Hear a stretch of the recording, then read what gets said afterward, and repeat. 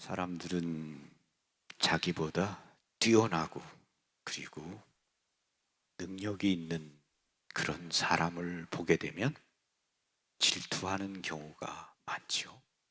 그리고 시기하고 어떻게든 그를 헐뜯고 깎아내리려고 합니다. 다니엘은 성경에 나오는 인물들 가운데 흔치 않은 아주 특별한 사람입니다. 그는 바빌론의 포로로 끌려가 가지고 그곳에 재상에 오를 만큼 셋째로 높은 그러한 관직에 오를 만큼 뛰어난 사람이었습니다. 그리고 그는 정직했고 성실했고 그의 임무에 충실했습니다. 그가 어떤 사람인지 이야기하는 대목이 있습니다. 다른 재상들과 총독들은 다니엘에게서 나라와 관련된 죄과를 찾아내려고 애썼다. 그러나 그들은 어떠한 죄과나 과실도 찾아낼 수가 없었다. 다니엘이 충실한 사람이어서 아무런 태만이나 과실이 없었기 때문이다. 털어서 먼지 나지 않는 사람이 어디 있겠는가라고 합니다. 다니엘을 시기하고 어떻게든 그를 죽여 없애버리고자 하는 증오심에 불타는 사람들이 다니엘의 죄과를 찾아내려고 했습니다. 먼지를 털고 털어도 그에게는 아무런 흠이 없었습니다. 그래서 그들은 생각했습니다. 저 다니엘이 믿는 하느님의 법과 관련하여 무엇을 찾아내기 전에는 그에게서 아무런 죄과도 찾아내지 못할 것이다.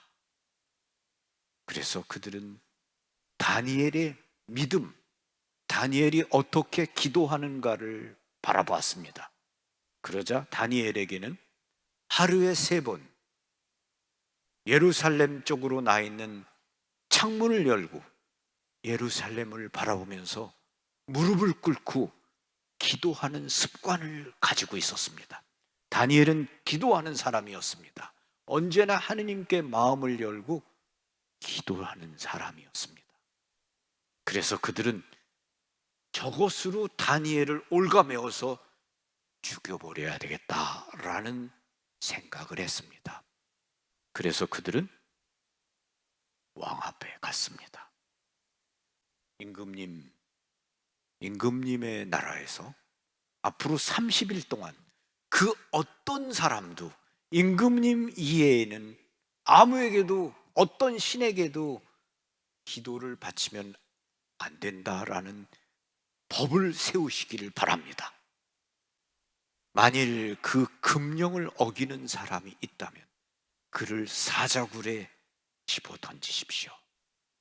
그들은 그렇게 임금에게 말을 했고, 임금은 그 법이 다니엘을 죽이기 위해 만든 그런 올가매려는 법이라는 것을 조금도 생각하지 못한 채 그 법령에 서명을 했습니다. 그가 서명을 했을 때 이런 말까지 덧붙였습니다. 임금이라 하시더라도 한 번 서명한 것은 철회할 수 없습니다. 다니엘은 황제 그 다리우스 임금 옆에서 그들이 법안에 서명하는 것, 황제가 서명하는 것을 보았습니다. 그리고 다니엘은 그 법이 곧 자기를 죽이리라는 것을 아는 거죠. 다니엘은 그렇게 임금 앞에 물러나와서 집으로 갔습니다. 평소와 똑같이 조금도 다름없이 2층 방으로 올라가서 예루살렘 쪽으로 나 있는 창문을 열고 무릎을 꿇고 하느님께 기도를 바쳤습니다. 그런데 놀랍게도 다니엘은 감사의 기도를 바쳤습니다. 기도를 바치는 것을 자신을 죽이려고 하는 적들이 지켜보고 있는 것을 알았죠. 그런데도 그는 기도하기를 멈추지 않았습니다.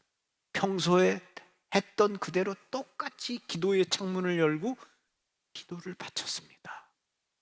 기도의 창문을 닫지 않았습니다. 그를 지켜보는 적들이 있는 걸 알았기 때문에 아마 우리라면 이렇게 하지 않았을까? 에이, 오늘은 뭐 좀 기도를 바치지 말지. 이런 생각도 할 수 있고, 또 에이, 내가 그러면 창문을 열지 말고 안 보이는 데 가서 하지라고 할 수도 있었을지도 모릅니다. 그런데 그는 아무런 일도 없었던 것처럼 평소와 마찬가지로 창문을 열고 무릎을 꿇고 하느님, 그분께 감사의 기도를 바쳤습니다. 감사의 기도를 바칠 수 있는 상황이 아닙니다. 자신을 죽이려는 적들이 지켜보고 있는 앞에서 어떻게 감사의 기도를 바칠 수 있습니까? 그런데 다니엘은 그렇게 하지 않았습니다. 그는 기도했고 감사의 기도를 바쳤습니다. 적들은 그런 다니엘을 고발했습니다. 그리고 그를 사자굴에 집어 던져 넣어야 한다고 했습니다. 다리우스 황제는 다니엘을 너무 총애하고 사랑하였기 때문에, 아꼈기 때문에 그렇게 하고 싶지 않고 어떻게든 살리려고 했지만 그들의 올가미에서 벗어날 수가 없었죠. 그래서 다니엘을 사자 우리에 집어 던졌습니다. 그리고 황제는 다니엘을 안타까워하면서 다니엘이 믿는 신이 그를 지켜주기를 바라면서 단식 가지면서 기도를 바쳤습니다. 하느님께서는 그토록 충실한 믿음을 보이고 기도하기를 멈추지 않고 믿음을 갖고 당신 자신에게 기도를 바친 다니엘을 모른 채 하지 않으셨고 저버리지 않으셨습니다. 그래서 사자우리의 천사를 보내서 사자가 다니엘을 물지 못하게 했고 다니엘과 함께 그 밤을 지샜습니다. 그리고 다니엘은 그 굶주린 사자의 이빨에서 벗어나게 되었죠. 그리고 살아나게 되었습니다. 오히려 다니엘을 그토록 시기하고 질투해서 죽음으로 몰아가고자 했던 다른 재상들이 사자의 밥이 되었습니다. 다니엘이 보여준 이 충성스러운 믿음, 우리에게도 필요하지 않은가 싶습니다. 다니엘이 하나님께 드렸던 감사하는 마음, 어떤 경우에도 감사하십시오. 어떤 처지에서든지 감사하십시오. 이것이 우리 주 예수 그리스도를 통해 나타난 하느님의 뜻입니다. 라는 말씀처럼 감사의 기도를 잊지 말아야 하겠습니다. 아멘. 평화를 빕니다. 감사합니다.